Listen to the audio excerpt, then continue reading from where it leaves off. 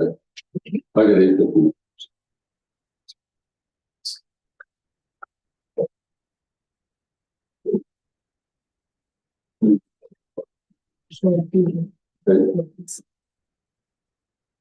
Okay.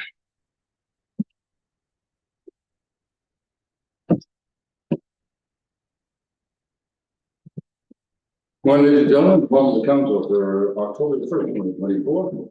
Before we get started, congratulations to Brooke and to me.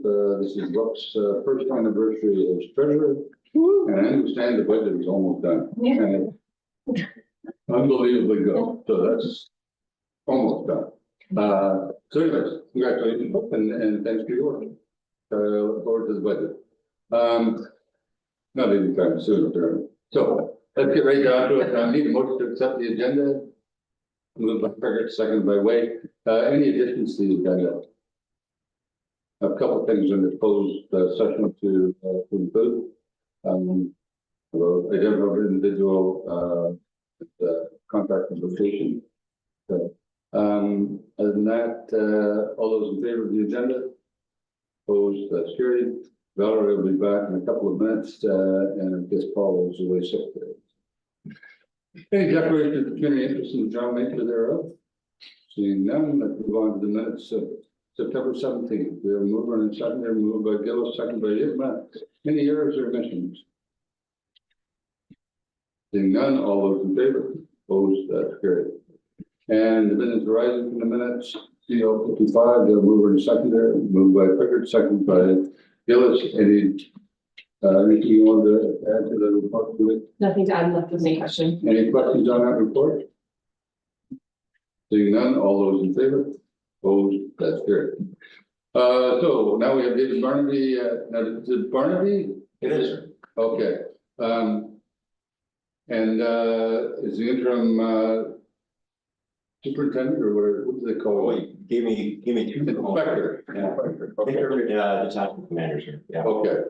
So he's here to do the quarterly report. And go ahead. Please do. Well, I appreciate that. If there's any questions, I'm not sure if you guys have had a chance to review it. There was from June to September. September wasn't fully completed at the time of the report that was completed last week, but missing a few days there. I think as far as the trends from 2022 to 2024, you'll see. I mean, it's fairly fluid. I don't know that you're going to get a lot of statistical information besides the fact that we've tried to increase our patrol. Impaired charges are up within the SWACS area as well. Foot patrol hours have been steady depending on calls for service. We've had an increase from 4 to 6 hours to 7 hours over the last couple of months.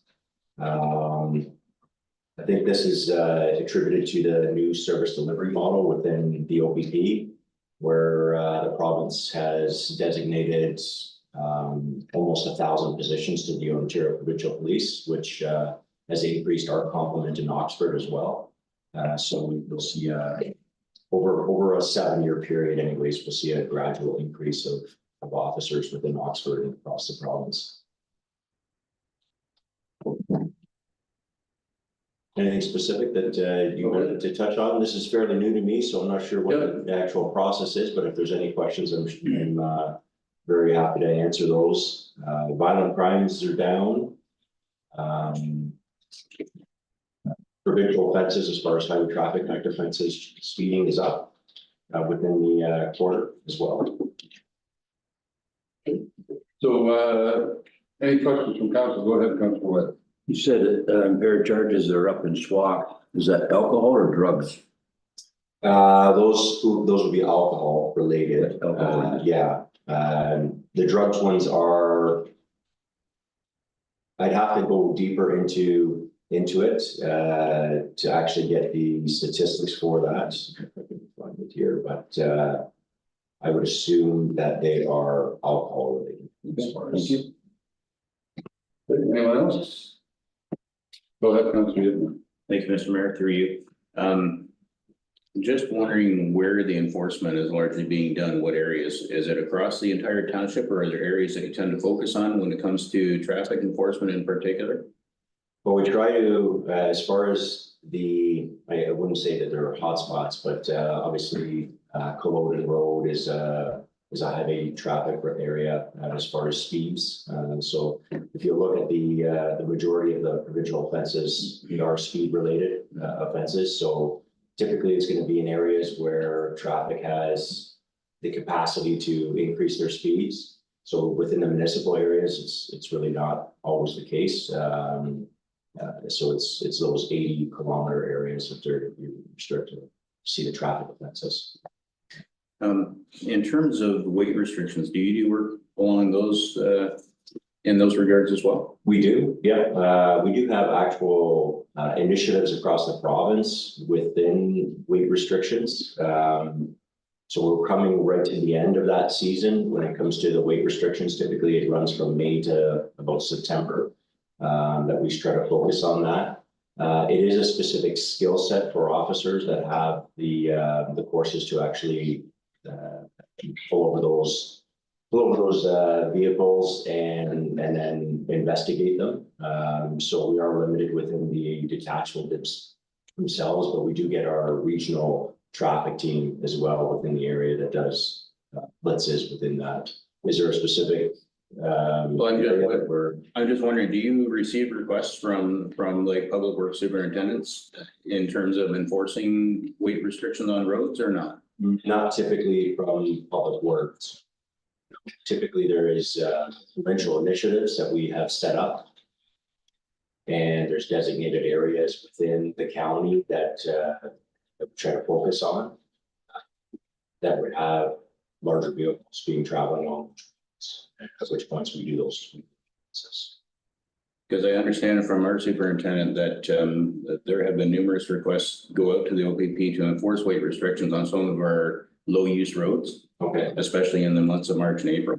Okay. And that those requests are rarely followed. I wonder if you can speak to that. I can't personally speak to those. I wasn't in this position during that time, but surely, we can have a conversation and go from there. Thank you. Any other questions? So there was something I noticed and I can't remember. The question I guess I would have was always we try to promote whatever the OPP is concerned about it at the, we pick the time to website and social media and that sort of stuff to encourage people to be aware of we're having problems breaking enter in this area. Just wondering what are the couple of things that OPP would appreciate us promoting in kind of newsletters and that sort of stuff.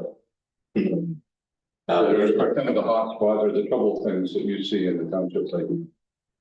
I think what you'll see across the province and across Oxford is the trends are increasing with encampments.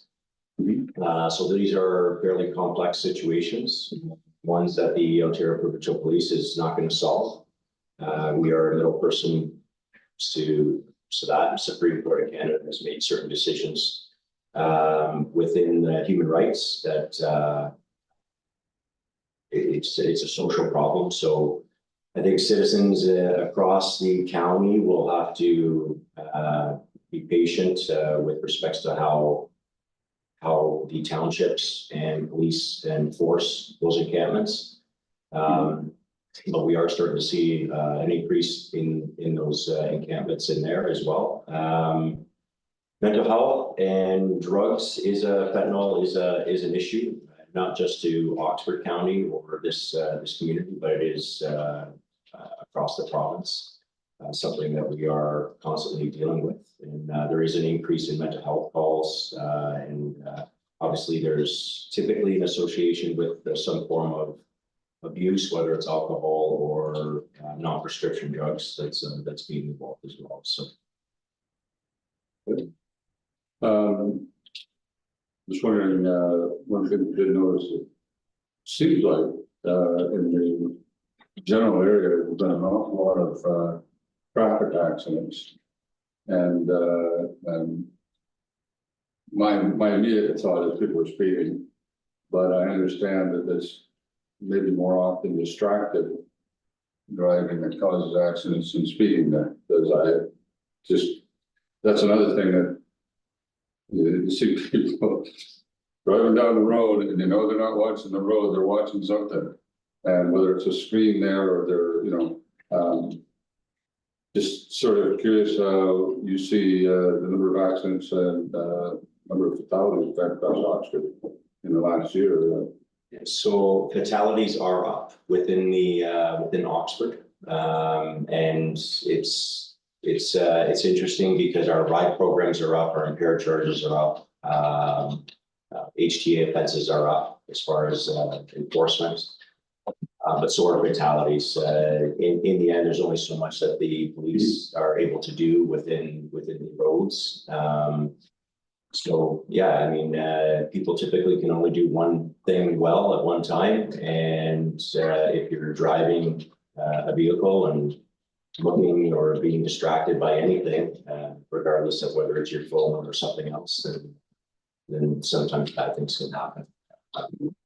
So that is always something that we're asking people to do is stay current in the moment when they're driving and focus on the roads as opposed to their phones. So and I'm not sure how far I can wander into this, but the fatalities that we've seen in Oxford in the last, say, 6 months or a year,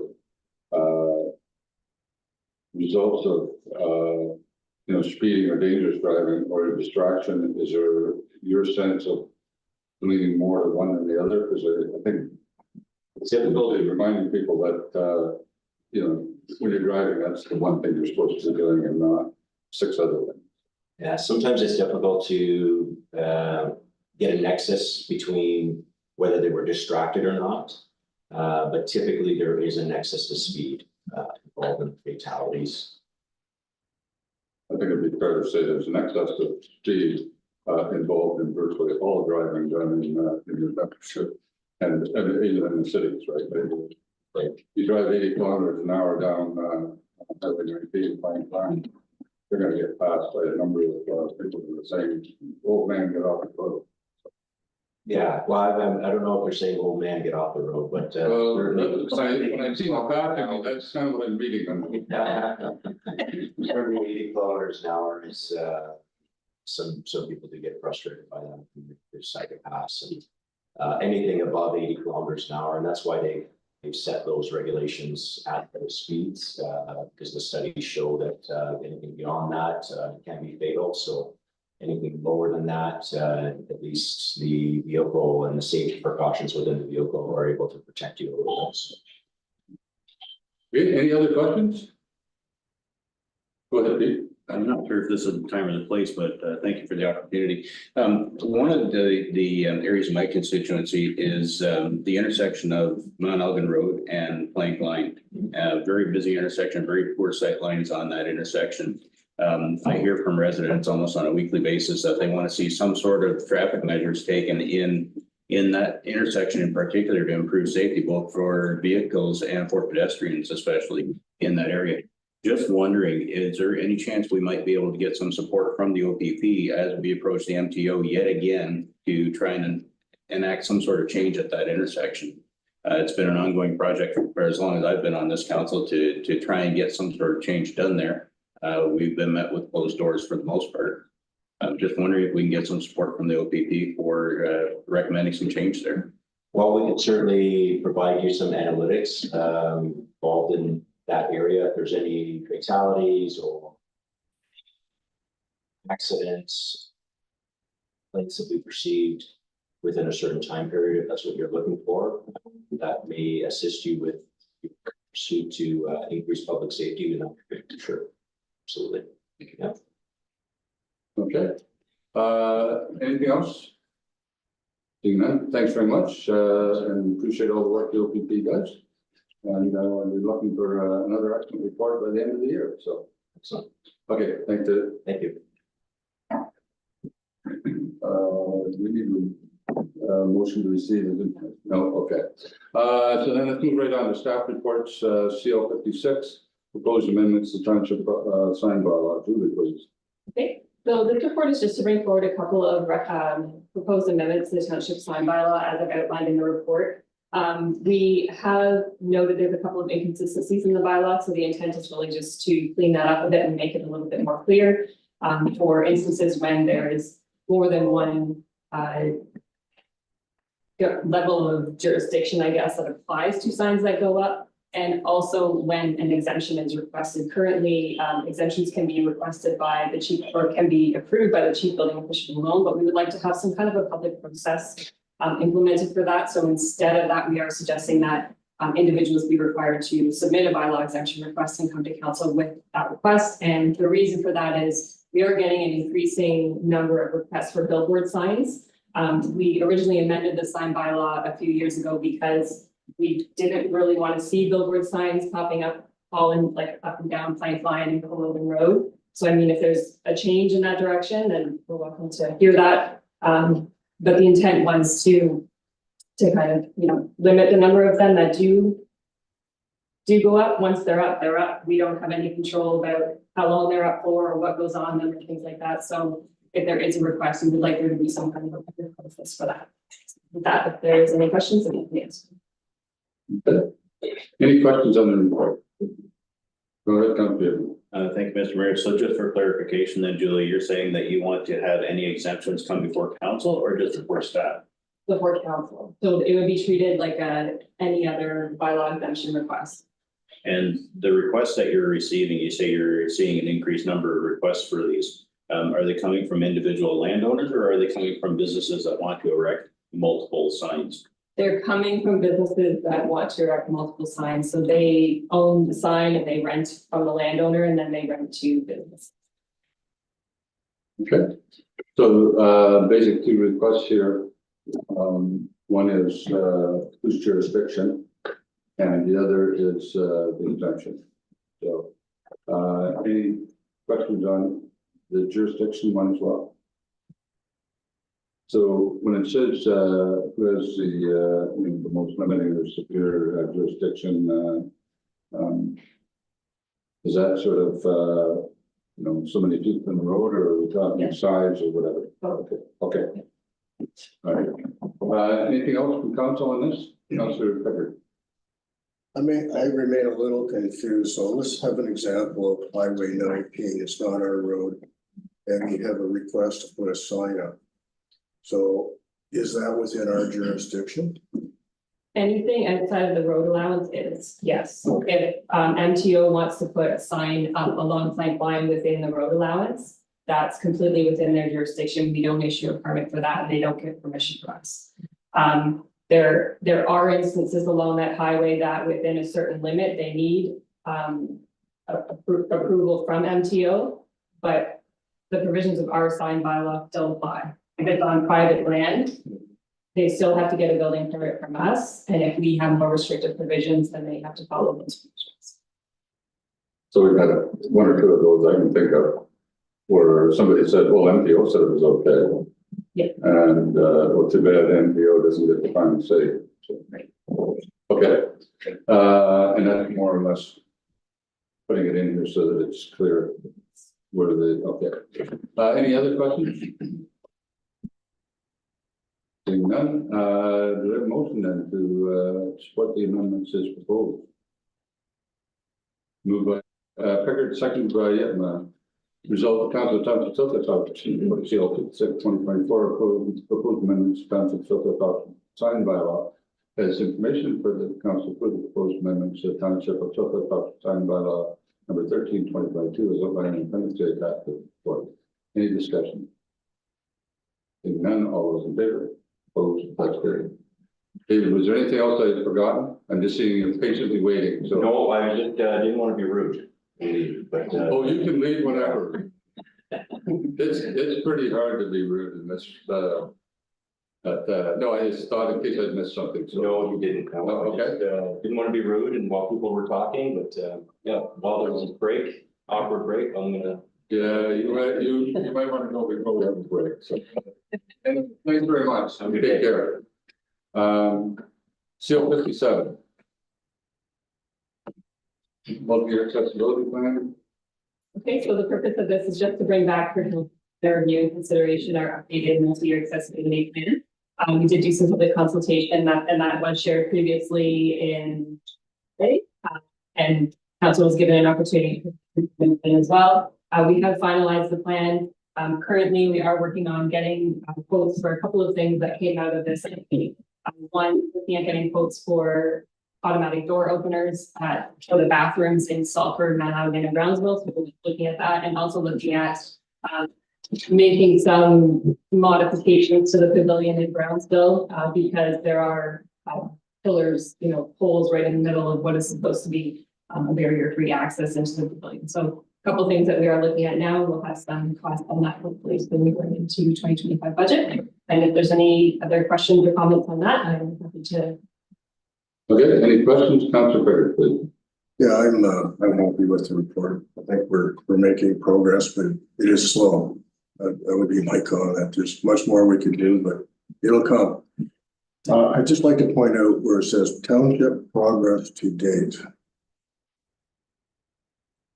It says 2003-2004. Wonder if that shouldn't be 23 and 24. So this is a history of, so 2003 and 4, physical access to the Mount Elgin Community Center. That's what we did. So this is a kind of a timeline of what we've done since the beginning. Okay. That was the barrier-free access to the front entrance at the Mount Elgin Community Center, and I guess an accessible washroom was added at that time as well. But what we're currently looking at is that we consistently have received feedback that getting into the washroom in these three facilities is difficult because the doors are so heavy. So that's what we're looking at, getting some pricing for now. For the automatic door openers or the push button door. Yeah. Okay, any other questions on this? Councillor Yetman? Thank you, Mr. Mayor. Just one very small grammatical thing that I noticed on page 9 of the actual policy or page 12 of the report under goals and actions of employment. The first point there, ensure that recruitment, hiring, promotion, and retention processes are inclusive, and I think that should be accommodating. Yeah, thank you. Right. The other comment I was going to make in regards to the Mount Elgin Hall and the heavy doors, I did make a suggestion to the board at the last meeting that we're looking at some major overhauls on that building at some point in the future, addition, more space for storage, etc. The building is now over 40 years old and really hasn't had a refresh since it was built. And I suggested to the group that we might want to look at something like gender neutral bathrooms in their entirety. So removing sex specific bathrooms and just making floor to ceiling stalls with complete doors on them so that there's no gaps top or bottom, and look at that as a potential option as well. So since you're talking about looking into that and getting some pricing and that sort of thing, that is something that I did try to get on the radar at our last meeting. So yeah, that's actually a really good suggestion. And when we had the Oxford County Accessibility Advisory Committee come and do the tour of all of our facilities, that was something that they noted. And it is a direction that a lot of facilities are moving towards. So yeah, something to think about. Okay, any other questions, Councillor Webb? Yeah, the question is, our washrooms out here don't have push buttons on, do they? Are we required to have a washroom in our facility for accessible? I mean, we have the elevator, but if someone's in here and they need to use the facilities, would these washrooms pass as accessible? The one does. One does? Yeah. Female, well, The grab bar, it's a grab bar. And the door, it's like the doorway width and space to go in and turn around. Okay, The doors aren't quite as heavy here. I mean, it would be, but there's no push button, there's no, No. it would be, I guess, an added bonus to do that, but they are relatively light doors and Okay. unless we're doing any kind of major renovation, not that we're required to do, but it's definitely something we can think about and it would Okay. improve the accessibility of that option. Okay, any other questions? Councillor Gillis? Just a comment, there's a couple of things that I just saw kind of missing. I know that at the museum, in 2022, we did upgrade the sidewalk to make it more accessible at the front. And in 2023, we did put 2 accessible doors on the barns to make them both accessible. Thank That's you. there, yeah, thank you. Anything else? So on the plan itself, really, the 24 to 28 multi-year accessibility plan. And remembering that this is a public document, so it's like, you know, a book or whatever, I could pick it up off the shelf sort of thing. And right front and center, it shows somebody in a wheelchair. And that tends to give people the impression that this is about mobility rather than the full range of accessibility. And then when you go to the bottom of page 1, which is, I kind of just wanted to show you the images. The accessibility thing there is excellent. The emblem you're using with the whatever you want to call it. And I think that kind of message needs to be front and center. And I don't know about the rest of council, but I'd like to see some way of having that, having the cover picture changed to something more like that. Sure. Because I think we need to kind of constantly remind people that accessibility is not about somebody in a wheelchair. Right? And accessibility from our perspective is serving all people at all times. So that have any kind of qualities of fun, qualifications. So I don't know about the rest of the council, but if you think about this, this was something we picked up off the table, and that's what we saw first. And this is our accessibility plan. To me, it says we're talking about, mobility, when in fact, I think we should be, the first message you should get from us is that this is all accessibility. So. Yeah, and I agree with you, Mr. Mayor. I think that's a great idea, and I think that people kind of forget sometimes that there are other disabilities that restrict people. Either because of their age or other things that happen to them. Even families with small kids and strollers, like their mobility is restricted, accessibility of things is restricted. It's not because they have a disability per se, it's just because of, what their life experience is or what they're at that time. So I think that's a great idea. Okay. Yeah, we can make those changes. Good. Anything else? In general, I really like it. Well done. So thanks very much. Do we have a mover and a seconder for this report? Moved by Wade, seconded by Gillis. We get the motion resolved that Council Township Subdivision Review Report CL 57.14 updated multi-year accessibility plan 2024 to 2028 was commissioned to the Council Township's updated multi-year accessibility plan passed with the appendix A to this report. Any further discussion as amended? Okay. Any further discussion? Seeing none, all those in favor? Opposed, that's good. CL 58, follow-up safe and well. Really good. Okay, so the purpose of this report is to provide a report back to council to follow up with some of the background information regarding the development of the Safe and Well Oxford Community Safety and Wellbeing Plan and the proposed inclusion charter that was developed by the Diversity, Equity and Inclusion Action Coalition. This was presented to council in July, and there was several questions and maybe some misunderstandings about some of what the calls to action suggested in the inclusion charter. And council asked at that time that we bring a report back to council to explain a little bit more about what implementation of that might look like within Southwest Oxford specifically. So we've met a couple of times with the DEI Action Coalition, as well as various municipal clerks. So at this point, and based on those conversations, we are recommending the township focus on training opportunities for staff, members of council to help enhance our understanding about diversity, equity, inclusion, and belonging in the workplace. As I've outlined in the report, there are a few policies that we could look at amending just to include statements that communicate clearly the township's commitment to diversity and inclusion and creating an equitable and welcoming environment for everyone. I'm not sure if there's anything too specific. Hold on. I'm just going to pull up. I did attach to the report a chart. So this is a chart that was developed with just trying to get to the apologies. Developed with the DEI Action Coalition as well as among area clerks. And Zora Township is looking at something similar in relation to implementation. So I tried to outline in there what some of the calls to action would actually look like here in Southwest.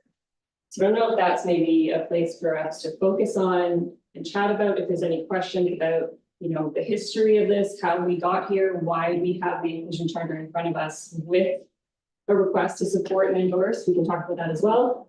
I think I'll leave it at that for now, and I'm happy to answer any questions that you may have. I wanted to focus in this report that what is being recommended is more along the lines of training, education and awareness, and showing a commitment by the township to diversity and inclusion for everyone. Okay. Any questions from council? None. Go ahead. Mr. Mayor, I hate being in this position, I really do. And every time this stuff is, this policy in particular is brought up, all I see is a freight train coming at us down the tracks and we've handcuffed ourselves to the rails. And this is a plan in order to throw away the key. I see this as being one of the biggest threats to the success and security of this township that I have ever seen. I'll go through the report as it's written. And let me state at the outset that I mean no disrespect to anybody, any of the authors of this report, the promoters of this report. I think it was done with best of intentions. I really do. I believe that. But the devil is in the details. So I'm just looking for page numbers here. Page 6 of the report, right at the bottom. Last sentence, from staff involved at the DEI Action Coalition level, it is understood that there is no intention to create or implement hiring targets or quotas. And when you look at further down in the chart that Julie just referenced, the 1 to 3 year implementation plan for SWOX references a Niagara Region Guide to Human Resource Management. Has anybody here read that document? It was provided as a link in the inclusion charter back in July. I read the first 20 pages of the executive summary of that, and it reads like a how-to guide on hiring quotas. The fact that Niagara Region, all 12 municipalities within the Niagara Region approved it is astonishing. Next paragraph, further discussion in relation to vaccination statements. I was very happy in July to hear the clarification on that. I appreciated your input there, Julie. I think that was excellent. Further down on page 8 of the report,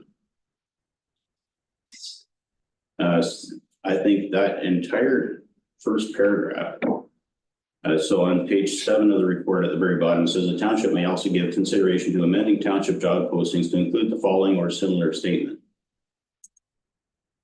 And I narrowed that down to the township of Southwest Oxford is committed to providing equal employment opportunities to all qualified candidates. And that's all that's necessary. In my business as a poultry farmer, I have consultation meetings on a weekly basis with a number of advisors. One of them is from Croatia. One of them is from Uganda. One of them has spent a significant amount of time in Italy. The guy that comes and picks up my marketable eggs is the son of a former Iranian diplomat. Do I care? Absolutely not. Every one of them has proven competent in their job, has shown and demonstrated a desire for me to succeed on my farm. That's what's important. I don't care where they came from, what they look like. Diversity is not important to me. What's important is that we have the best person in every position at every time possible. So I am not committed to diversity. I'm committed to having a qualified and talented workforce. Diversity doesn't even enter into the equation for me because I look at everybody equal. One of those advisors a few years ago was an Asian woman. The only difficulty I had with her is that I couldn't hear her very well when I was standing in my barns. I don't care who it is. Give me the best person the first time, every time. Further down on the same page, page 8 of the report, we believe that a diverse team enhances our ability to serve the community effectively and to address a wide range of perspectives and needs. We welcome feedback from employees to strengthen our commitment to diversity and inclusion. I'm all in favor of strengthening commitment to equity and inclusion. Diversity, again, does not enter the discussion for me. Bottom of page 8, the Township of Southwest Oxford is committed to fostering an inclusive and equitable environment in all aspects of its operations, including, now my notes are getting in the way here, including procurement processes. We recognize that diversity, equity, and inclusion are essential to building a vibrant and resilient community and ensuring that our procurement practices support these values. And then you start to list a number of different groups in there: women, veterans, individuals with disabilities. So the true test of any piece of legislation, any document, is to take it to the furthest extremes imaginable, right? So start listing different groups in there. People with pets are included here. People with missing digits on their hands aren't included here. People, Caucasian, Black, Asian people aren't included in this list. And you often hear and thank you and acceptance speeches from different groups, people anywhere. I don't want to list everybody because I'm afraid I'm going to leave somebody out. So if you don't start listing individual groups, you don't leave anybody out. You automatically include everybody. And if you start listing individual groups, you by definition are excluding others. White men are not included in this list, right? And the more asinine examples that I gave them a minute ago, just to prove the point that you don't make lists because it's not necessary. We include everybody. Further down on page 9, Township's amended flag policy, the last statement also reaffirms the Township's commitment to support of our veterans, police and peace officers, firefighters, person killed or injured in the workplace, Indigenous community, victims of terrorism and gender-based violence, all previously excluded from the flag policy. I take exception to that statement. The veterans who fought and died for this country did not fight and die for selected individuals. They fought for everybody. And to suggest otherwise is a desecration of their sacrifice. The Canadian flag has represented every Canadian since it was instituted in 1967, and prior to that, we had the British Union Jack. It covers everybody, so they have been represented. We get into the chart that Julie referenced in the actual policy itself. Again, looking for page numbers here, so it's page 14 of the report. The actions, quick wins within the first year. The actions, I narrowed that whole segment down to starting in the middle of the first paragraph. Southwest Oxford is an equal opportunity employer and welcomes applications from all qualified individuals. Again, not listing individual groups. Southwest Oxford is dedicated to building a diverse and inclusive workplace and encourages you to apply if you're excited about this role. You may be the right candidate, even if your experience doesn't align perfectly with every qualification in the job description. And then include the last paragraph as well. Further down, page 15. DEI inclusion charter, calls to action, implementation plan, middle segment there. Consider the following statement be added to the township's website or job posting. Both places I would remove the word diversity in there because again, it doesn't factor into the equation for me. Further down on page 17 of the report, there is the report from Niagara region that I referenced and that I have read a portion of. And again, the devil is in the details. If you're going to take this document as it is written, if you're going to take the inclusion charter as it is written, which we have, it can be enforced. And there are policies in here that talk about how to encourage various groups to apply for jobs within the organization. White Hills doesn't factor into that conversation in that report at all. Further down on page 19 of the staff report here, incorporate provisions into procurement policies and procedures to encourage suppliers and service providers that engage on behalf of the county and area municipalities to train their staff in DEI too. That whole segment there. It's us trying to control the people that we do business with. As long as they're functioning within the bounds of Canadian law, what business is it of ours to direct how they're going to train their staff?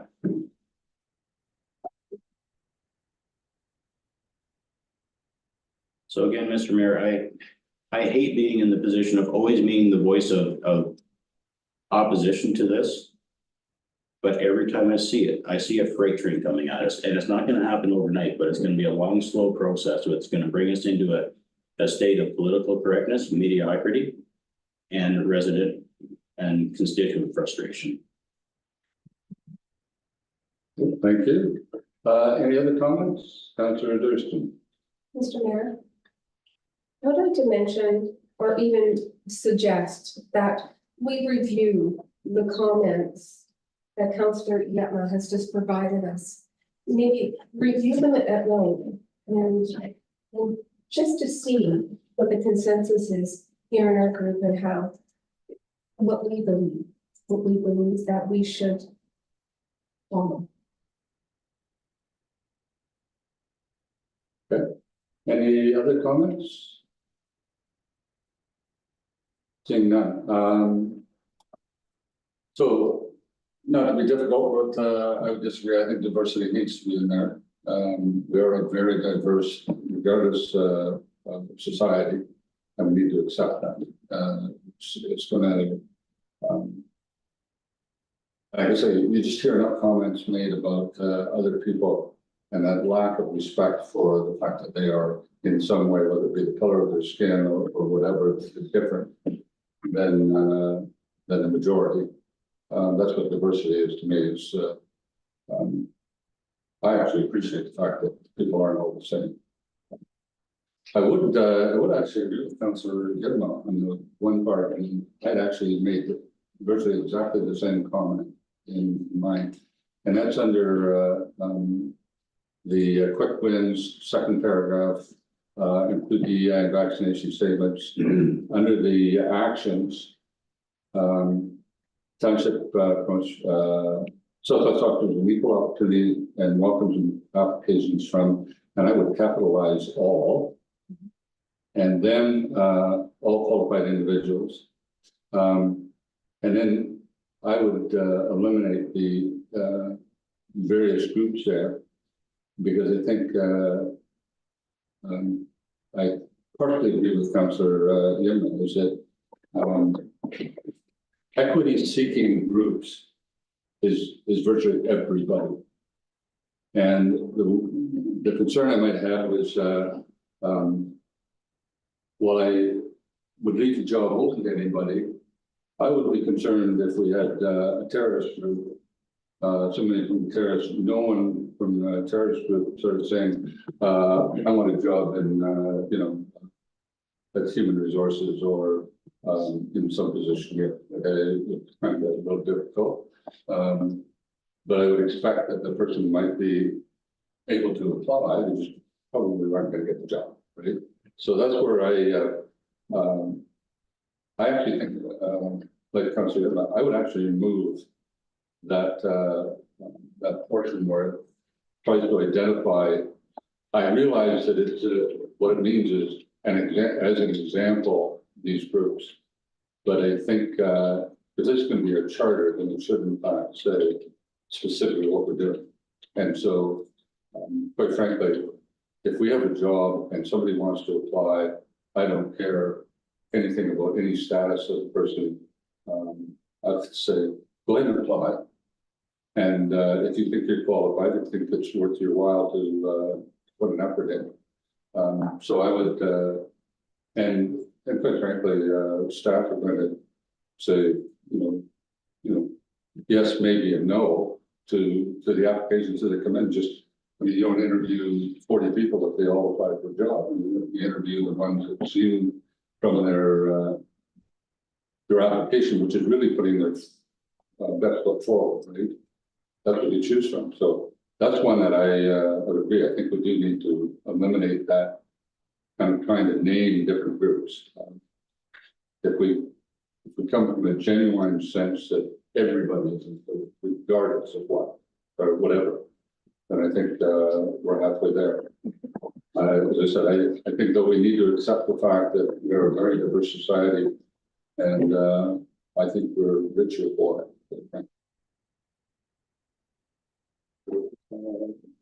There's, Thank you, Mr. Mayor. I'd like to make reference to, Councillor Yetma's comment about a freight train. And I do know that a freight train is coming. I really do know that. From the comments that I've received from the people in my ward to other people in the communities, we really do need to know that what we're doing here is the best that we can do. other comments? Councillor Gillis. Thank you, Mr. Mayor. I kind of agree with your comment about maybe taking out some of the listings of different groups and using the word all persons. And maybe more spots in this document than was listed before. I think in my mind, that classifies everybody, diversity or not, it's everyone. And you know, everybody has a chance to apply to a certain job or get a certain degree. I think we have diversity even amongst this room. Some people might not think that, but I think there actually is between our group of council. If you know, actually look at it in a little bit more in depth, I think there's a lot of differences between all of us that sit here as councillors. I just, I think that maybe it should just be worded a little differently, to include everyone as all, and everyone can assume that it takes care of everybody, no matter what they are. Instead of listing somebody like Councillor Pete had mentioned that, you know, when you do list people and you forget somebody, then there is people that are offended. I think, you know, all individuals and qualified persons should be the statement that we should achieve and try to provide for. Other comments? Councillor Pickard. Yeah, I like some of the comments I'm hearing here, Councillor Gillis and Councillor Yetma. I think we have to take the being specific out. We don't have to do that. We don't have to spell it out. But I would also like to see a comment. I think Councillor Yetma made a reference to it as well. And we still hire the most qualified individual. I don't know if that's specifically in there or should that be in there, but I would suggest it should be. I think we could do better than this. Good. Any other comments? Councillor White. Kind of agreeing with the comments that have been made. I don't have a problem with the word diversity. But I do agree that we need to stop naming groups because we're gonna miss somebody and that's gonna cost us down the road. Because there are so many groups out there anymore. It's, you know, it's gonna be a 2 or 3 page document if you list every group that's out there. So if we just all persons, I think would be a much better than not start naming groups because we're gonna miss somebody. You know, we're gonna hear from them. Councillor. Thank you, Mr. Mayor. Just in regards to that, then if we look at the quick wins within the first year section, the suggestion that I would put forward is to change that whole couple of paragraphs to the Southwest Oxford is an equal opportunity employer and welcomes applications from all qualified individuals. Southwest Oxford is dedicated to building a qualified, competent, and inclusive workplace and encourages you to apply if you're excited, et cetera, et cetera. Yeah, that's good.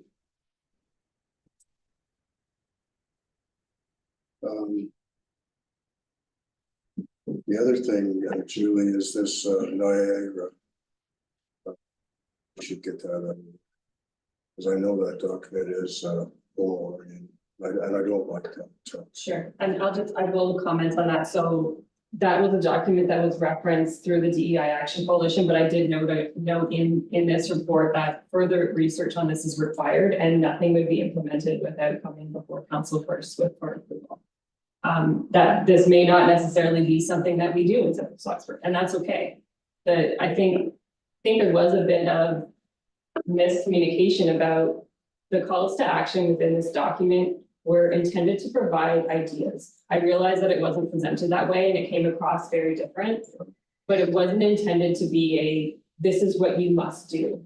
It was intended to say, here are some things that you can do to show support to the inclusion charter, but how you do that within each of your own communities is up to you. Councillor, Just with regard to those comments, Mr. Mayor, I understand that, Julian, and that's great. But I've been involved in too many processes where something started off being quote unquote voluntary and very quickly became mandatory. I think about my time in the hog industry. We had a quality assurance program that was rolled out within the hog industry that was voluntary.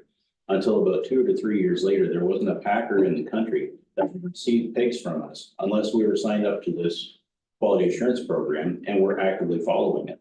And I see the same thing coming down the road with something like this. And that's why I'm so keen on the details of these kinds of documents, is because if we approve it, we're approving the whole thing, lock, stock, and barrel. And at some point in the future, I can see a time coming where the DEI Action Coalition is going to say, you know what, Southwest Oxford's not making enough progress on this. Let's ask them for a report. And a year or two later, County of Oxford's going to say, well, you know, we have some incentives for affordable housing and that sort of thing, but we'd like to see some movement on this DEI policy before we're going to release any of those funds. And all of a sudden, it's not voluntary anymore. It's mandatory, or we don't get what we're after. And that's the danger in these kind of policies. any other comments? I would make just a couple, and the reason, and it's going to sound like I'm talking both sides of my mouth there. The reason I see why you sometimes put groups in is because certain groups feel that they haven't been equally treated, they haven't been included and all that, and I'm respectful of that. On the other hand, I would say, as we go forward, as we try to make progress all the time on being respectful of all human beings, then I think we have to move to this point where it's everyone, end of discussion. It's sort of like the Canadian flag, and some people, I see it as representing everybody, but there's an awful lot of people that see it as, oh, this is a colonial sort of, white Anglo-Saxon Protestant sort of flag, and those of us, particularly Indigenous people, particularly some people of color, find it offensive. I understand that. I think what we need to do is work to where we get to the point as a society that we all feel that we belong to them. So I did want to comment too about the freight train. I'd actually agree with Councillor Durston and Councillor Yilma. I see a freight train coming too, but it's not the freight train that used to, and maybe it's coming from the other direction. But I see a freight train of the independence of individuals, the fact that people now feel like the whole world owes me something. I'm the center of the world, and everybody has to kind of live around my standards or views or whatever. And multiply that by social media, and you end up with groups of people who are extremely non-tolerant of others. And we saw that at the convoy in Ottawa.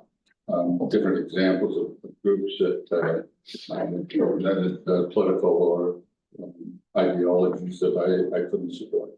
And I think there is as much danger of what might be considered groups that are trying to push their agenda is there are groups, like I think there's more danger with the groups that are saying, no, we don't want that. And I don't think you have to look very far. You look south of the border and you see an awful lot of this, it's us, it's not them. And I think it should be all of us, but I think the us becomes very isolated and is far more worrisome. The social aspects of our society is far more dangerous in my mind than either the economy or the environment. Councillor, what do you want to say? Well, and just in that regard, Mr. Mayor, I would agree with your comments. And at the same time, there's equal danger on both sides of that coin, because if you think back to the letter that we received from Pride Oxford back in January, there was an implied threat in that letter, even though they said there was not. There was an implied threat in that letter that if we didn't move on our flag policy, we were going to experience the same kind of results that happened in Norwich Township. And so there is an equal level of intolerance on both sides of that coin. I think, without using that as a specific example, I think there is, not, I didn't feel threatened, but if you did, that's fine. But I'm saying, no, I would agree with you. I think the danger for government is to sort of try and quell both sides and say, yeah, there's a bit of room on both sides. But to get to a point where you're sort of saying, it's all of us, is something that's gonna take a long time, because right now we're living in a society that has become so I-centric that, or me-centric, that, it's almost to heck with everybody else around me. And I think that is, to me, is a far greater danger than, the color of your skin or your, your gender understanding. I could care less about that sort of stuff, but when you start seeing people, hearing people, and I see or hear enough of it to realize that there's some pretty ugly things being said about fellow members of our society. If we don't start pushing back and saying, no, it's about everybody, everybody's in, or then I'm not sure who was. And to me, that's kind of the role of government, and I don't see it happening, frankly, at upper levels of government. I don't see a real keen desire to make everybody feel that they're part of Canada, or they're part of our society. I think kind of throw a few things out once in a while, and see anything that should made me think that. Anyways, the Councillor Becker. Well, the bottom line here is for us to set an example, as I see it. We want to set a clear example of how we will operate as a council, and hopefully we're a good example for our community. Yeah, I would clean this document up. There's some changes that have to be made, but I'm in favor, we've got to go ahead with this. So, starting there, because we got to start somewhere, what would the motion look like? So, Councillor Yellen. I would move that we defer decision on this particular document, and that we ask staff to revisit it, rewrite portions of it as per the comments that have been received this morning, and then present it at a future council meeting for approval. Okay, do I have a seconder? Second by Thursday. Any discussion on that? So I would just ask for staff, I don't know, Julia Marijuana, it's rewriting. Do you have enough background or kind of direction from what council said this morning to begin a rewrite? I think so.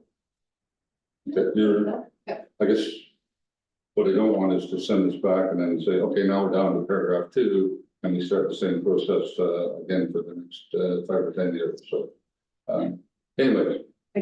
I guess before we move on, like, is there anything else in here other than what's already been commented that you really take exception to, have issue that you want to change? I've noted the comments that have been made, but there is more in the document. So is there anything else? Go ahead, Councillor. Is it a proper procedure for us to provide written comments prior to you rewriting this document?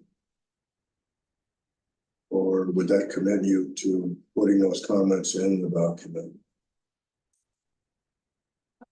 Oh, I think you could share comments with me So if I had, individually. if I had a few comments to make, I could just send them to you, and you wouldn't feel committed to putting them in if you didn't think it was appropriate? Absolutely. I think that you can always contact staff and give your opinion, which would be your comments. But staff in charge by council to bring a rewrite of the document, whether they choose to include it or not, after their deliberation, I think would be up to them. Yeah. Well, that gives Councillor Yipton and yourself and some others to drop a few lines and say, here's my thoughts, and Okay. I'd like to do that. Okay. I think that's true on virtually everything we do. You know, staff aren't supposed to follow the wind or look at any one member of council to represent all of council, to respond to the request of all. Council Becker. Well, one area we didn't talk very much about is, you know, the implementation of this procedure as far as people we do business with, telling them how they should operate. I think I'd have a few comments there, and maybe we should soften that approach as well. Anyway,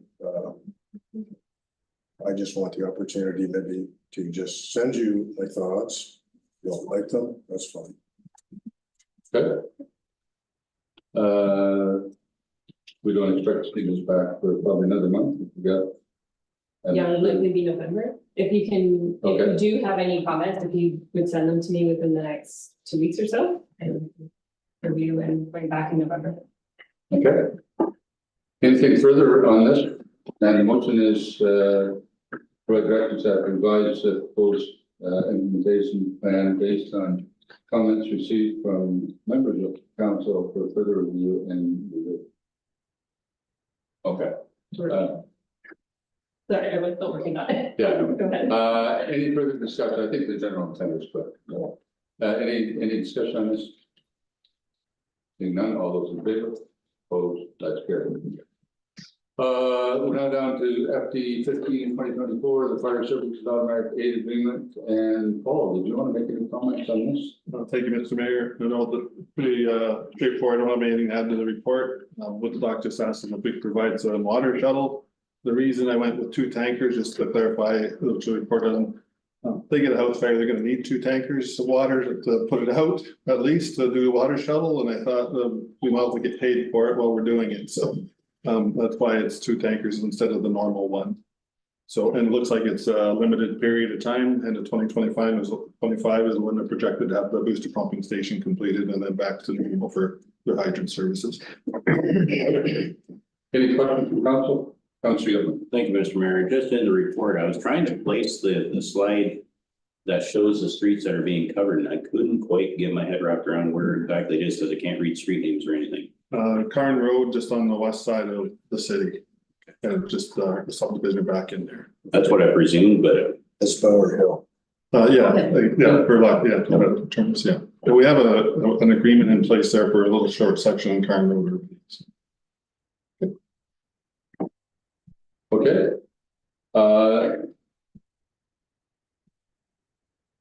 Any other questions or discussion on this? The only thing I'd ask Paul is, you're satisfied that A, we can deliver the service, and B, that there's no danger that you are,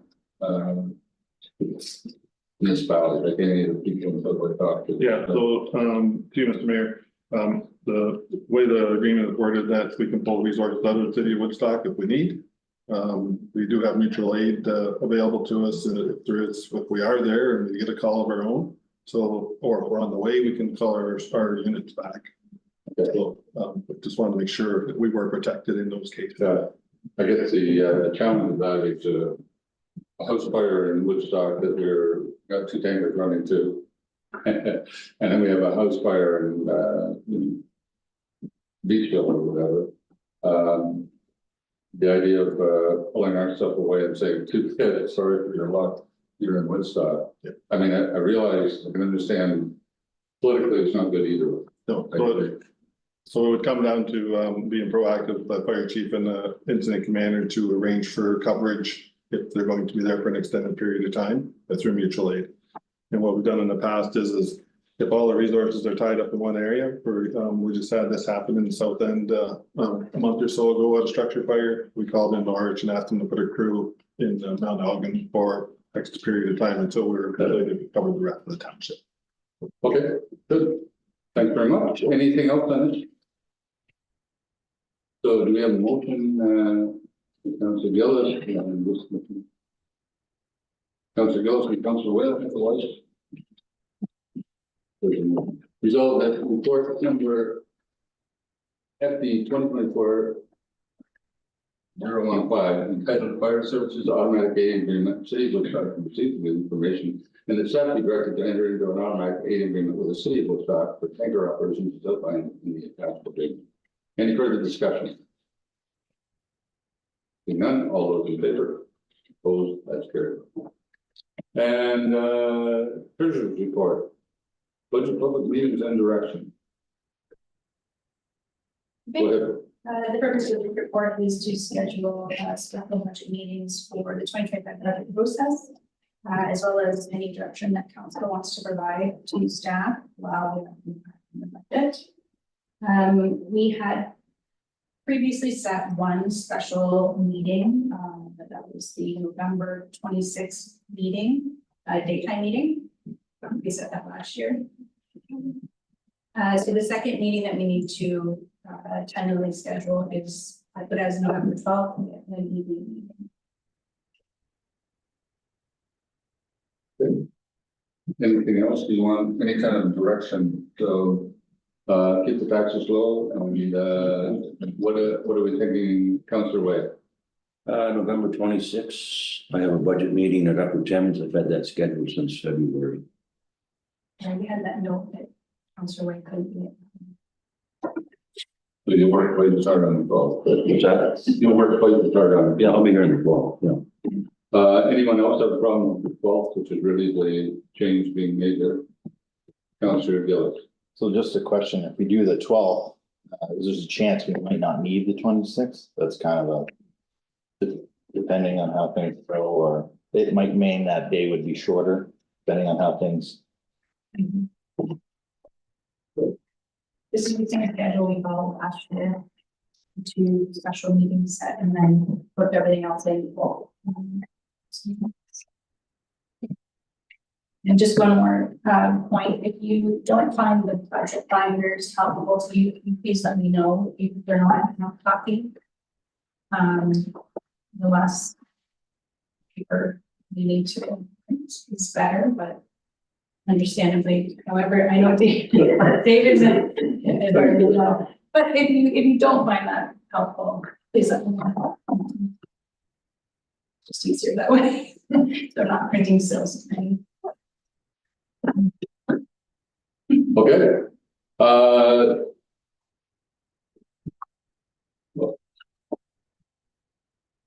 So, any further direction to staff on things in or out of the budget? Some of that will come up during regular council meetings over the next few days or next few meetings, I'm sure. So, it's a work in progress. So, anyone prepared to move the recommendations here? Councilor Pickard, Councilor Garrison, result of council received report PRO for 2024 information for the council schedules of tentative special budget council meeting for November 12th, 2024 at 6:30. Can you remove the word tentative? Yes. Is that agreeable to Pickard and Garrison? No tentative about it, huh? Okay, any discussion? Seeing none, all those in favor? Opposed, that's carried. Okay, we're down to discussion items and follow-up phase 6 Mount Elgin subdivision. Marion, is that going to be in post? Part of the contract? Or the The agreement, final Subdivision agreement. subdivision agreement, Okay, will include any reference. so any direction taken there would be under the subdivision agreement, therefore it'd be closed session to take public information. Is that all right with everyone? Okay, that's, okay, so we're down to agenda items, correspondence, we have a motion there. Note file, moved by Pickard, seconded by Durson. Is there anything you want taken out? So 178 and 183. Thank you to Councilors Gittman and Gillis for getting your reports in. Always interesting. Any discussion on any of those items? Councilor Durson. Just a quick, simple question. It says the county approved a single source bid for new defibrillators for slightly over 1 million. I wanted to know how many defibrillators did they purchase? Um, Many? both in the whole county, so all of the defibrillators are getting replaced. And these are more advanced physical communication. Yeah. So every one that they have will be replaced. And they've got a lot of them. And if they're updated, that's awesome. I hope so. Unfortunately, it's one of those things we hope to never use. And Mary Ellen, you would say that $1 million. fee. Well, we're. How many defibrillators can you buy for $1 million? They're only about $400 each. Oh, these are new ones. They're a lot more than that. All of them, that I can't remember. So, Also nice to see, if I can comment, that the city's doing something with the old theater location. So I hope that goes through. it's, yeah, an interesting, issue where the bottom two floors will look like they're storefronts, but they're like the parking garage. At least the bottom floor will look like a storefront, the parking garage. The second floor will be parking garage. And then there's 6 floors of, residential above that. I think it's a great idea. We've got to move people back into downtown, and that's what we're gonna have. Deteriorating downtown. I'm pleased to see the city grasp it. Just a comment, they could do the same thing across the street at the old bowling alley. It's just advanced or perfect, ideal or something. Yep. I think there's a fair amount of interest, certainly at the county level. A lot of interest in how do you get people back into downtown Woodstock. Councilor Durson, you're next. I just had another simple question. There were 2 old shows in Woodstock. So I just wanted to know the location of this one. Too old. There were 2 old theaters in. Okay, this Woodstock. is the one that closest to the west end. Okay, It's been gone for a while, and I moved the building to the south of this. It's gone, it'll be removed. Well, Just a big hole in the ground. I know, Is that a big hole? Next to habitual chocolate. right next to it, habitual. Okay, Councilor Yellen. Under the September 25th meeting notes, number 5, I was pleased to see that the county received a credit rating again. Seems to suggest that we're on fairly solid ground financially.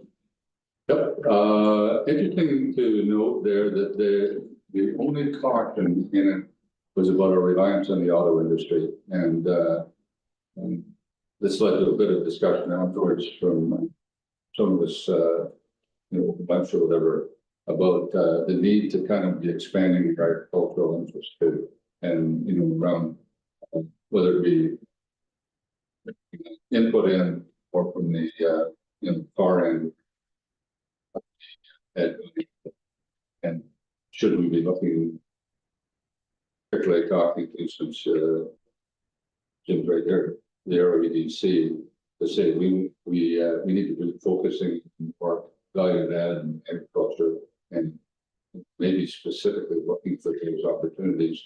And the challenge, of course, is a lot of them high water users, and so therefore have to be in urban areas for the sewage.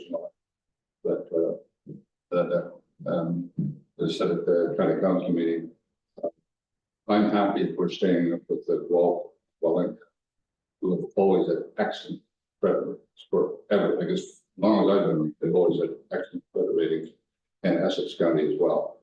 And we're the same with them. I say, well, if you're staying with them, you're doing something right. They've been extremely careful and balanced in their credit ratings as well. So, and it's taken us a while to get there. So, Councilor Gillis, you're next. Yeah, thanks. Last point on your summary there from the county does raise a few concerns, and I did see an article in the news about that, and I just hope that the county continues to work with EMS services to better help the group that we're providing for.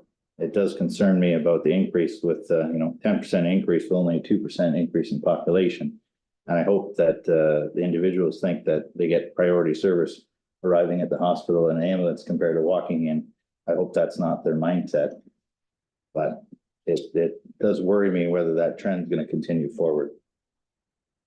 So I think part of at least one of the things that was asked was about, why the 10% increase? Is this just aging of population?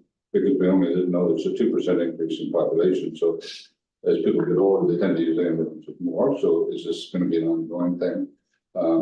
Or is this, as you say, people saying, oh, I can get an ambulance, not for free, but some can, instead of hiring a taxi or whatever.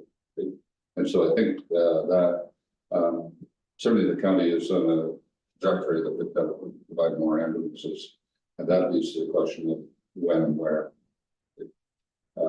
And I think the fact that the Drumbo ambulance that's stationed in that area is more often in Woodstock than in Drumbo, simply because of demand, and you have to place them where the greatest demand is. But I have some real concerns about the response time, especially for the class 1 and 2 items, you know, the ones that are most dangerous or most serious, I should say. So I'll be interested to see what comes up in the budget, because I think we're gonna have to add another thing to do this year, and if we're gonna get 10% increases, we're gonna be having every year. And said it before, $1,100 every time the ambulance drives over the driveway. That's what the county is paying. So. Anyway, anything further? Because it comes away. September 11th report, item 1 with the Hamilton Road. Looking for an option out of mandatory sewer. I think in the past, the county hasn't provided an opt-out provision, so I don't know why they would even consider it. Like, well, it hasn't, you know, it went to Mount Elgin, it wasn't an option. Oh, so I don't even know why they would even say that they're gonna consider it. When in the past, they just say, well, these are the rules, you know. I thought that was a little odd that there's gonna be a report on, look at the issue and report back. I thought, well, take away what your history's been in the past and continue. But I can say I was the only one that voted against the motion. And, but I agree with you. Too bad, so sad. But this is the way, you have to operate to get to where you need to be. And what worried me even more is that when they asked for an opt-out, and I asked, is this just for residential, or are we talking about commercial, industrial, anybody else can opt out? And this is just one location, right? So there's another dozen locations around the county that would qualify for the same thing. If you're bringing forward policy, you're saying has to apply to everybody. And so we run a sewer, say, from Woodstock heading east down number 2 to service a new area on the far side of the 401. Anybody along there doesn't want to hook up. They're not going to hook up. Well, cost of sewers is high enough that everybody kind of needs to hook up. So I thought it was a mistake, but I can't imagine staff can come back with a report that says, yeah, it's a good idea to opt out. You just, well, I wouldn't support it if they did, but I just don't think it's, you know, I hate short-term pain too, but for long-term gain, I think we all have to suffer from this. Okay, anything else on any of those reports? Just like to highlight a couple of points out of my report. I won't break this out. You can read it on your own time. At the tail end of my report, so the community wellness hubs by Advantage Ontario, since we were talking about the cost of healthcare and EMS services and all that sort of thing, there is a model that's underway in Burlington. It's been expanded into a number of different places. It's active in 30 of the US states now, developed in Detroit originally, whereby health and mental health and social services providers all work together to share information about their clientele. And in so doing, they're allowing their clientele to remain in their homes for much, much longer than would normally be possible. In the Burlington model, they're actually running this hub system within a senior's home apartment complex. But they're showing about 50% less use of EMS services with those enrolled in the program. Noticeably better health outcomes, noticeably better mental health for those that are enrolled in the program, and actually increased life expectancy. And at the end of the day, they estimate cost savings here in Ontario to moving to this model was annually or one time, like a lifetime savings. Either way, that's a big chunk of cash. And then the other thing was the last point about Lake Erie Green Power. I found that to be absolutely fascinating, and it was just an off the cuff thing that Craig and I flipped a coin and, okay, you go to that lunch, I'll go to this one kind of deal. But the potential to almost eliminate the need for a landfill site.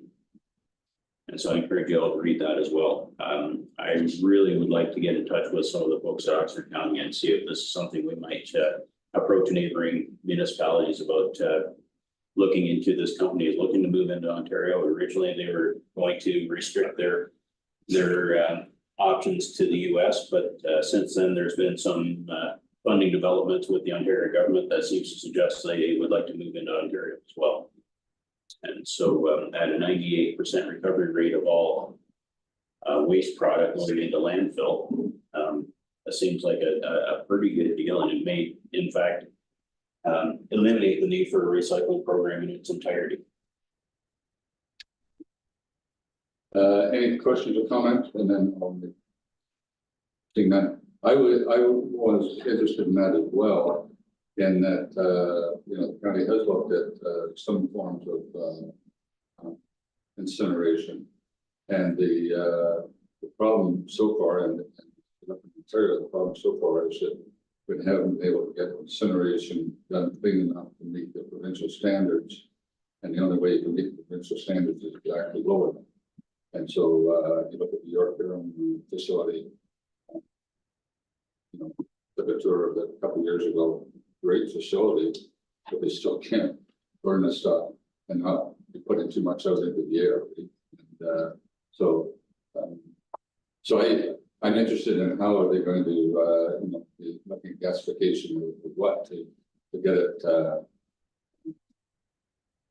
down to a point where you could burn it and not create, instead of having a pile of garbage in the hole, you have a pile of garbage in the air. And that's, like, I don't know, and so I was trying to mention this, pass it on to the county to look into Lake Erie Green Power and see what they're doing. The idea that they're doing in Florida might suggest that they get away with, they have a higher threshold of what they can allow, because Florida has less restrictive rules than what Ontario has had. But To that point, I think the point they were trying to make by saying that they're operating in that area is that they're next to a very affluent neighborhood and they receive no complaints. yeah. So they're able to operate in a way that's not polluting the neighborhood. Yeah, if you ever have a chance to visit the York Durham facility there at Cordis, on the far side of Toronto, right next to the 401. Takes a minute to drive off the 401 to go into it. You stand outside of it, you can't smell a thing. It's unbelievable. And but to go 2 miles away, the stuff coming out of the smokestack is too high and doesn't meet standards. And they struggle with that since they built it. But anyways, it's like I say, I can understand that part doesn't surprise me at all, that they can build something that doesn't burn up the neighborhood, doesn't upset the neighborhood. But I'd wonder about the emissions. Anyways, anything further on these? Did you have a motion to notify? Any further discussion? All those in favor then? Opposed? That's carried. Accounts payable, we have a motion there, moved by Way, seconded by Thurston. Result, the following accounts be approved. Payment accounts payable for September 14th, 28th, 2024, $2,906,686.19. General $52,728.57. Council $8,524.58. And fire $27,079.81 for a total of $2,985,019.15. Any discussion?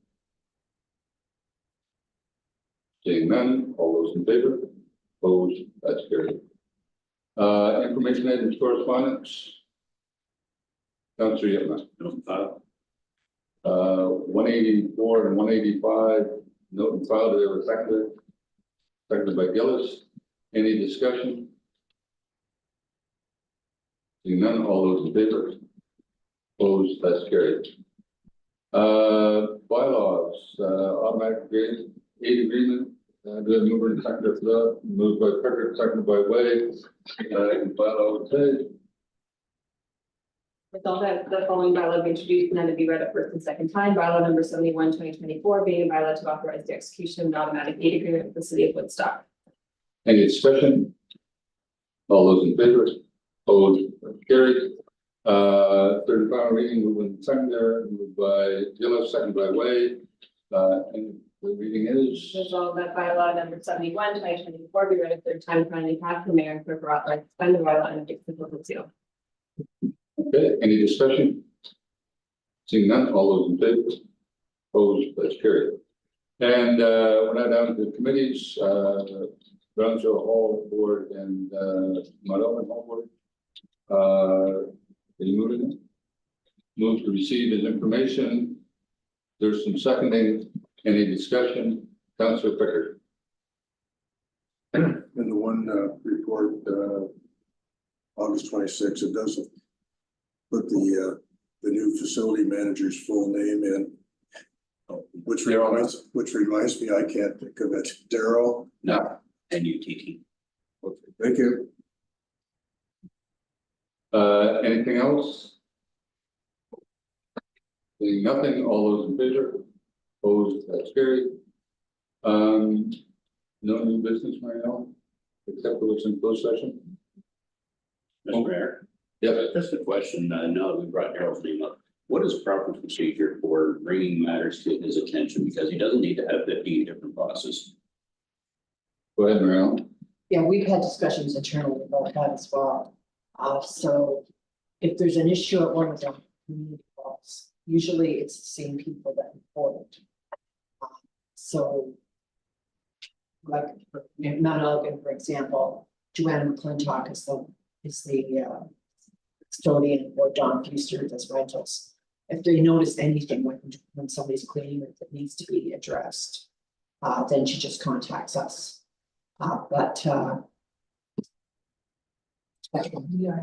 So I think Pete was asking now, who do they contact here about an issue? So The reason I asked that- Daryl, or you talk to Yeah, Adam? Oh, sorry. we have a list of things from the community hall meeting last week, Monday night, and that I'm supposed to bring forward, but I don't think really I need to go to Daryl directly with that, because that's just gonna give him 20 people to answer to. So we are working on, and actually, I think it's done, we just need to send it out, a report, or sorry, a report of request form as well as a report back form. And so we have individual contacts for each Holland Park committee linked to the facility. So if your report comes into us, then they will get notified of the requests. But basically they're web links, you do have to have access to the internet to complete it. But it's a very simple form, fill it out, it automatically emails to Daryl as well as to the facility or committee contact. And then when Daryl has completed the work, he completes a report back form, and that would go to the facility as well. So maybe those links haven't gone out yet, but we can do that probably within the next week or so. So currently the answer is nobody. Well, Marielle. It's right. We don't need to be confusing here. So if an email comes into me or to whatever staff person, Adam, everything gets pushed to Daryl. Yeah, because various ones of us get phone calls from, it depends on which committee it is. But everything is like through to Daryl. But ultimately, he's under Adam, right? Correct. Adam. So Adam is his supervisor. Right, So any challenges or questions? I have a list for you. But as supervisor, he's responsible for saying, I can't allocate 96% of this time to my elder or to Brownsville or whatever. He's got to be able to say, no, that one's got to wait because I've got 6 other things he's got to do. Ultimately, he's responsible, so. And I kind of thought that's the way it was going to be, but I just needed to confirm that. Yeah, okay, thank you. Good for everybody, remember, so. Adam, there is no increase in pay because of the extra responsibilities of employees, isn't it? Anything else under new business? Do we want to do council roundtable or do you want to take because our appointment for closed session is until 11 o'clock? Do you want to take a 10-minute break and then we'll come back and we close or roundtable and then we'll do closed session. Yes. So 10-minute break.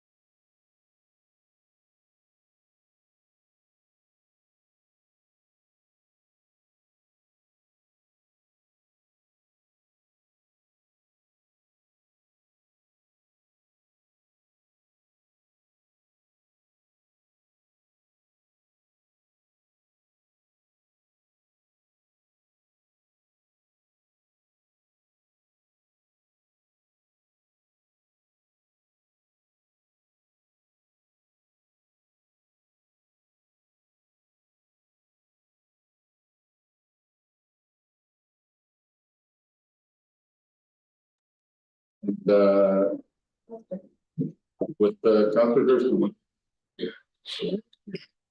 Okay, thank you. Let me talk first about the airport. There was an airport meeting, and I do believe it was the same night that you folks did a tour of the windmills.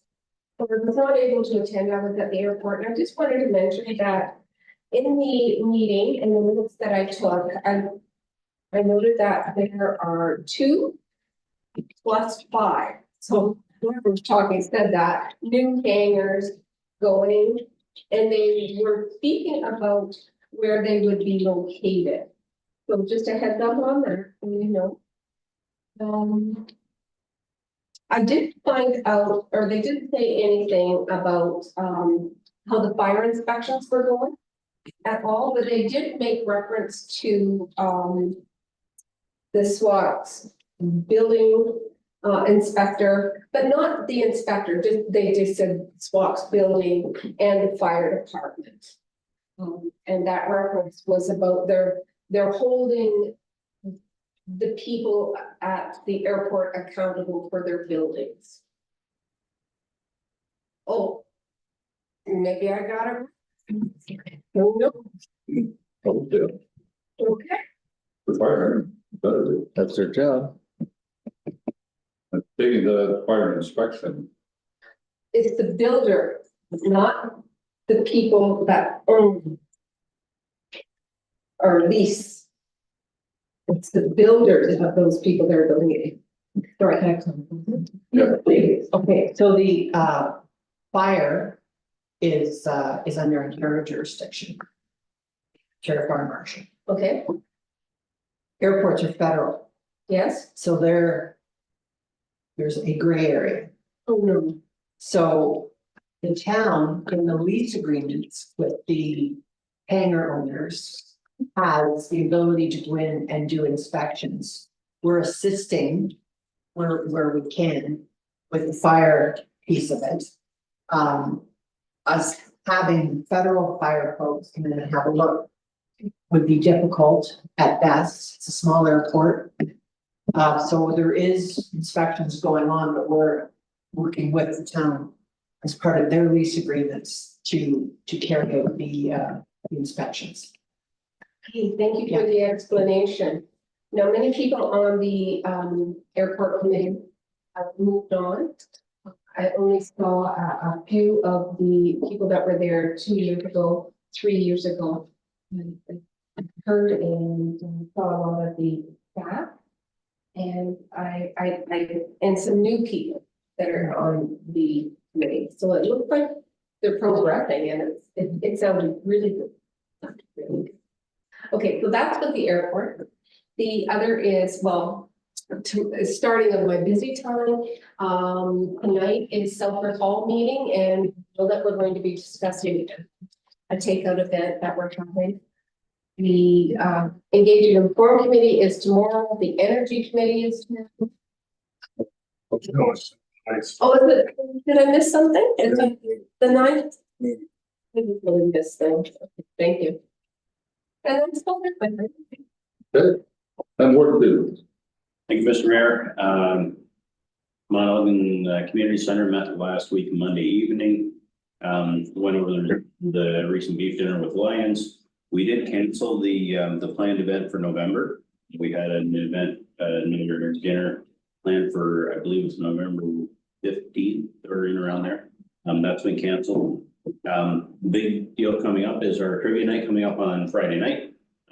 7 o'clock start time in Elgin at the hall. There's gonna be pizza for participants and yeah, looking forward to a good time there. I think we're having a few less teams than last year, but yeah, should be a good time. Long Point Region meets tomorrow night. Durham Center Hall Board met the same night that we were at the wind turbines, so I caught the last half of that meeting. Updated the fight, or actually set the agenda for our next meeting, which is October 23rd, I believe it is, and we'll be going over some of the budgetary items there as well. We council, I think, on the 5th of November.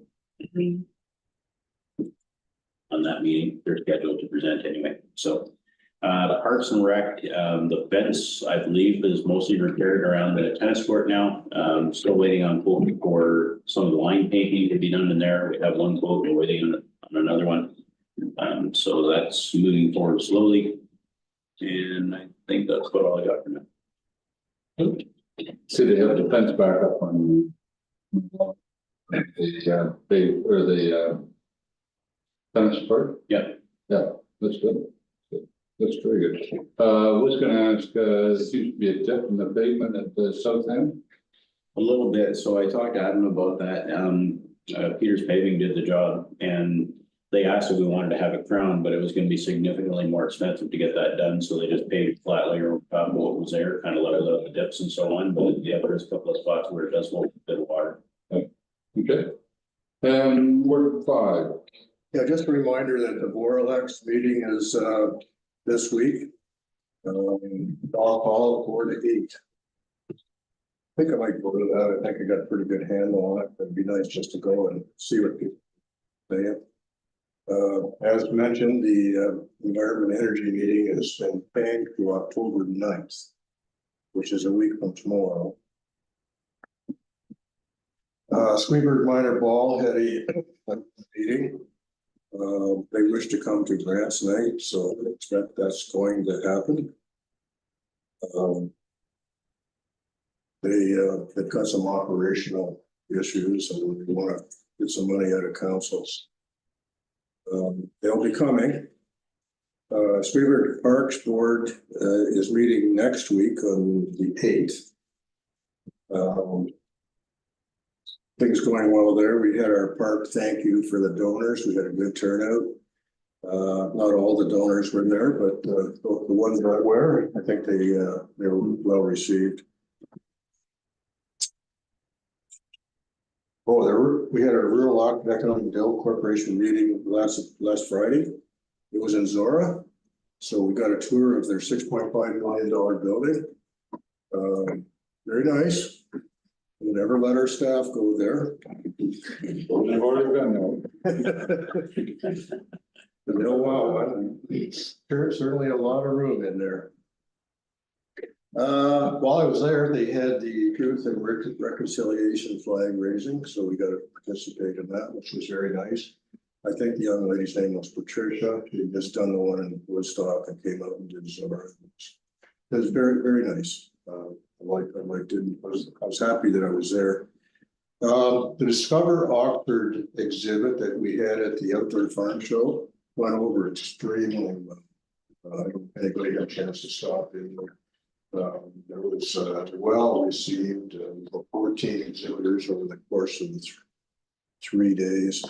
Of course, what's happened now is they want to expand it to next year.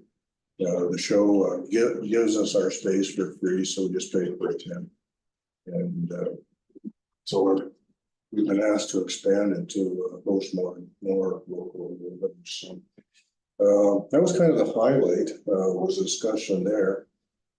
Working on a few other things, which I'm not going to mention them because I'm not sure we're going to do them. They're very far reaching.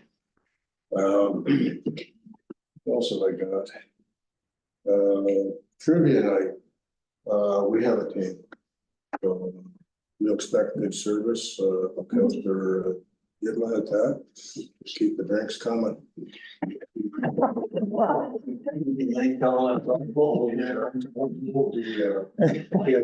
Questions. Anyway, that's it. I think what Councilor Becker was saying is we have a strong contingent of women that plays for all of them. We'll be happy with this.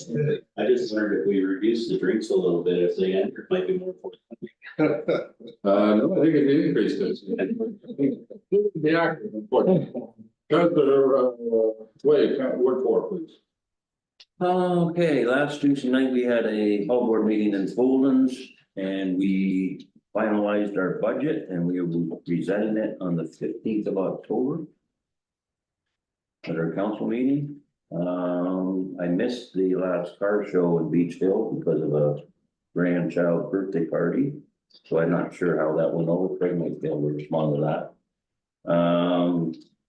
Next Wednesday night is a museum meeting. Yeah, I attended the wind turbine tour and I was impressed. I really enjoyed it. Yeah, so. Other than that, Coleman's is having a fundraiser. Pizza night on the 4th of November with Boston Pizza. It's a Monday night, and what you do, you go and you order for every entree that you buy, they give $10 back to the community centers or back to the hall board. What time is it? I think it starts at anytime after 4. So you just have to kind of register, you get a ticket so they know that you're there on behalf of the hall board. So they know that $10 from you being there goes back to the hall board. How do you get this ticket? Genevieve Ryder in Foldings. If you have trouble, just give me a call and all that. I'll get it for you. I'm calling now. What's that? I'm calling. How many tickets would you like? Well, 2. Okay, I'll get one. It's a good fundraiser. Oh, yeah. I think last year we had like 70 people show up. It was $700 we got back from Boston Pizza. Good. Mary Ellen, you want- Maybe, so does it matter, do you, so, because I don't know, I'm not familiar with the event. So you go to the hall? No, it's it. Boston Pizza in Woodstock. Oh, it's Woodstock, so Tillsonburg is the same. No, yeah, Okay. it's through the franchise one in Woodstock. Yeah, Thank you. we've done it twice and it's a pretty simple way to make money. Keep your belly full and they get money back, right? And even on the kids' meals, I think on the kids' meals, they give back, it might be even a little more than $10. Like they really, yeah, so it's on the 4th of November. I know it's a long ways away. Our breakfast will be in April in conjunction with the Sweetburg Lions. That's 27th of April. Our fun day next year is going to be the 21st of June. We're just doing a fun day. We're not going to do a music in the park. Going to bring in bigger names, so we have to book a lot further in the future. Our last music in the park, we made $1,900, so. Good. Yeah. That's it. That's it. Okay. And Ward 6. Thank you, Mr. Mayor. Just a comment on Mr. Pecker's report about the farm show and the local groups there. I seen the booth there and I thought it was great. I think it was a good idea to showcase local. I think there was some challenges, the fact that they rotated each day. So if a person only went one day, they would only see the ones that were there that day. But, you know, I thought it was a good experience for them and good exposure for them, at least for the groups that I've seen. So I thought that was great moving forward.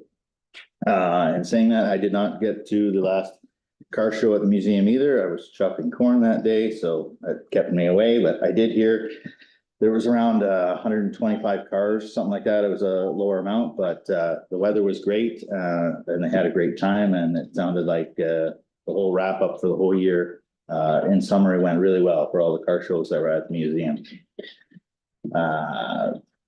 Beachville Parks and Rec had a meeting there a couple weeks ago. I was able to get to, done corn soon enough to be able to get there. We're working on our budget to be able to make the treasurer happy. So hopefully I'll get that done shortly. Planning has commenced on being able to do a Halloween dance in together with the Legion at the Legion, October 26th, 8 to 1. There is a $5 admission, basically to help pay for the DJ. So the Brett brothers of Beachville are going to be the DJs for that night. And there will be some prizes for costumes. So I expect to see some of you there in costume. October 26th, 8 to 1. So yeah, you don't have to wear a costume if you don't want to. Hey, we're just happy if you want to just be there. So come on it. Other than that, I did get to the Zora open house there on Saturday, and yeah, it was a interesting tour. I'll leave it at that. Good. Thank you. I was just gonna comment on the windmill here, I thought it was very good, and I think I just haven't yet, but I was gonna send just a quick thank you to, because I think anytime you educate people on, you know, up close and personal, it's probably a good idea, so. Also, I was gonna comment on the battery storage meeting on Thursday night in Port Lake. Encourage people to go, the idea is that we're supposed to go and answer questions, and when it comes to Frederick, I'm more interested in what the questions are people are gonna have, what their concerns, and the same as they did with the Poland's thing. But this will be not just questions or concerns about the actual facility, but then the questions about how does this roll forward, or what are the steps going forward. If trying to keep the treasurer happy from Mitchell, the answer would be a $0 budget. And that would keep her very, very happy, but she's got other things she's got to work on. And the 26th of October, hey, right now, I'm not allowed to go because that's actually our 50th wedding anniversary. And What a better way to celebrate. apparently I'm not going to be anywhere around you, so. And some of you haven't been married that long, have they? So they don't understand that after 50 years, you have probably learned, even a guy has probably learned that best to maybe do what somebody else says. So, anyway, and that's about it for me. I think most of the rest is kind of thank you for all that. I think we're ready to go to Can I have a that. question, Mr. Mayor? Go ahead. You say November 26th? No, October. Oh, October. I do remember that day. What year? So, Councilor, I just wanted to make a comment, Counselor Wade talked about Boston Pizza and the support that they're giving the community there in Fulton's. Also, the pizza that's being delivered for our evening on Friday in Mount Elgin is going to be supplied by Domino's in Kelsenberg, and it's really encouraging to see these businesses that are supportive of community events the way they are. Domino's is providing a coupon for a free medium pizza to everybody that shows up for the trivia night. And so significant donation on their part that really tipped us in their direction in terms of who's going to be our supplier. And yeah, it's really great to see the support from some of these businesses. okay, and we'll see you on Friday night, so. Okay, we need a motion then to go into closed session. Moved by Pecker, seconded by Wade, and motion would be result council of closed meeting in order to discuss matters pertaining to personal matters about a difficult individual, including municipal or local board employees, close the pending acquisition or disposition of land by municipality or local boards, then add contract negotiation. And what else was the name on? Don't think that covers all. Yeah, I think that covers all.